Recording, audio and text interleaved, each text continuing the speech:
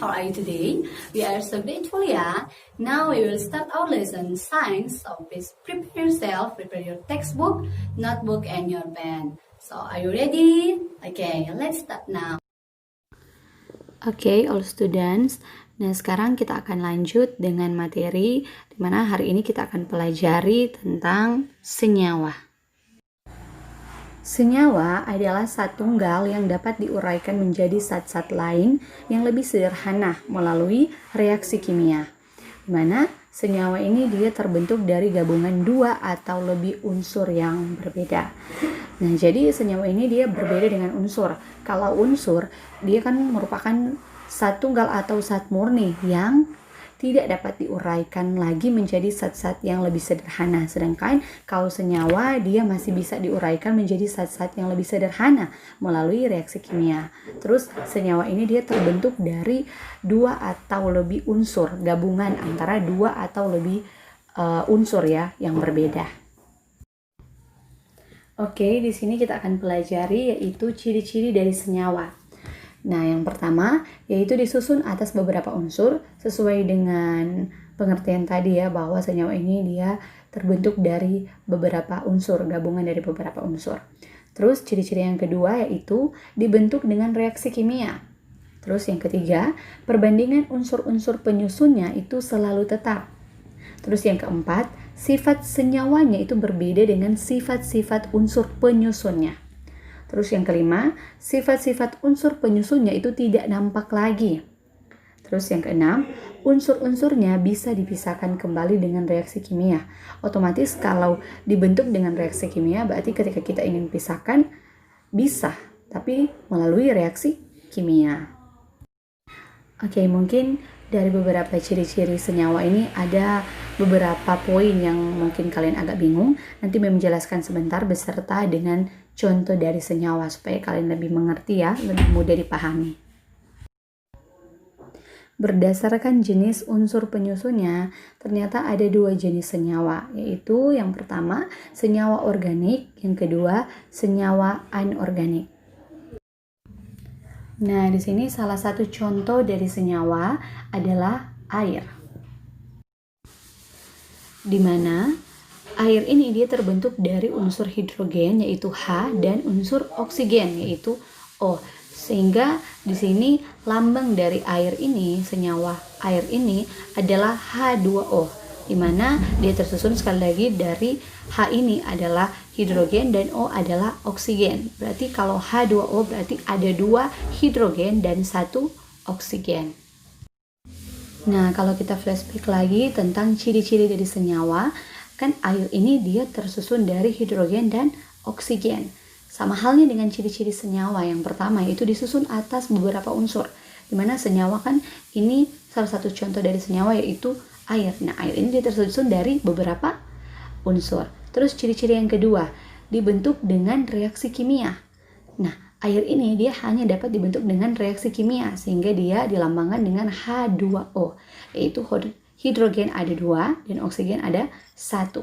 Terus ciri-ciri yang ketiga, perbandingan unsur-unsur penyusunnya itu selalu tetap. Maksudnya gimana, Mem?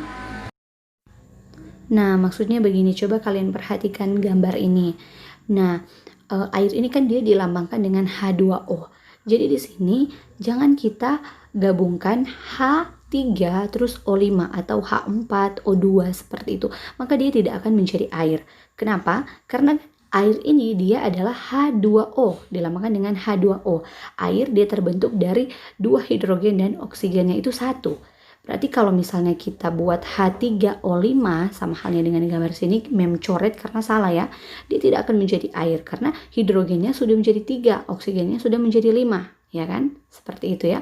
Jadi perbandingan unsur-unsur penyusunnya itu harus selalu tetap. Nah, next di sini ciri-ciri senyawa yang kelima yaitu sifat-sifat unsur penyusunnya itu tidak nampak lagi. Nah, coba kalian perhatikan di gambar ini. Nah, salah satu contoh dari senyawa itu selain air ada garam. Nah, kalian lihat di sini garam itu dilambangkan dengan NaCl. Nah, Na ini dia merupakan natrium. Nah, natrium ketika kita gabungkan dengan air, maka dia akan meledak. Terus Cl ini ketika kita gabungkan juga dengan Cl yang lain, klorin ya, dia akan beracun. Jadi sebenarnya NaCl ini, Na dan Cl ini sama-samanya ini membahayakan ya, sama-sama beracun. Namun ketika digabungkan apa yang akan terjadi? Nah, di situ terjadi garam dapur yang biasa kita gunakan ya dalam kehidupan sehari-hari. Nah, maksudnya untuk sifat-sifat unsur penyusunnya ini tidak nampak lagi, itu maksudnya gimana? Nah, sifat-sifat unsur dari Na yang sebenarnya dia ini berbahaya, terus Cl juga ini dia beracun. Ini sifat-sifatnya ketika kita gabungkan NaCl-nya, itu sifat-sifatnya sudah tidak nampak lagi, ya kan? Kenapa? Garam dapur. Emangnya garam dapur kalau misalnya kita gabungkan dengan air, apakah dia beracun? Apakah dia akan meledak? Otomatis tidak ya. Berarti kita bisa lihat sifat dari Na terus sifat dari Cl ketika digabungkan, di situ sifat-sifat penyusunnya itu sudah tidak nampak lagi ya, sudah berubah. Nah, itu sama halnya juga dengan salah satu contoh dari senyawa, yaitu air, dimana air ini ternyata dia memiliki sifat yang berbeda dengan unsur-unsur penyusunnya, yaitu hidrogen dan oksigen. Kenapa berbeda? Karena air ini kan dia berwujud cair, sedangkan unsur hidrogen dan unsur oksigen ini dia berwujud gas.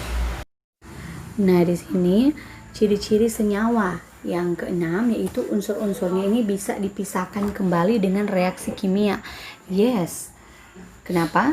Karena di sini contoh seperti air ya, H2O. Berarti kita bisa pisahkan, yaitu kembalikan hidrogen sendiri terus oksigennya sendiri. Jadi kita bisa pisahkan karena senyawa ini dibentuk dari reaksi kimia. Otomatis ketika dipisahkan, kita juga harus pisahkan dengan reaksi kimia atau melalui reaksi kimia. Nah, di sini ada beberapa contoh lainnya dari senyawa, yaitu yang pertama gula. Di mana gula ini dia dilambangkan dengan C12H12O11. Nah, gula ini dia terbentuk dari unsur C ini merupakan karbon, terus unsur H ini merupakan hidrogen, dan unsur O ini merupakan oksigen. Berarti gula ini dia terdiri dari ada karbonnya itu ada 12, terus hidrogennya ada 22, terus oksigennya ada 11. Terus yang kedua yaitu garam. Nah, garam ini dia dilambangkan dengan NaCl. Tadi sudah sempat kita singgung ya tentang garam. Nah, garam ini dia terbentuk dari unsur natrium yaitu Na dan klorin yaitu Cl. Next, the last di sini yang ketiga yaitu karbon dioksida yaitu CO2. Di mana CO2 ini dia terbentuk dari unsur karbon yaitu C dan unsur oksigen yaitu O. Jadi karbon dioksida dia terdiri atas C, karbonnya itu hanya 1, terus oksigennya itu ada 2. Nah, di sini coba kalian perhatikan baik-baik tabel contoh senyawa.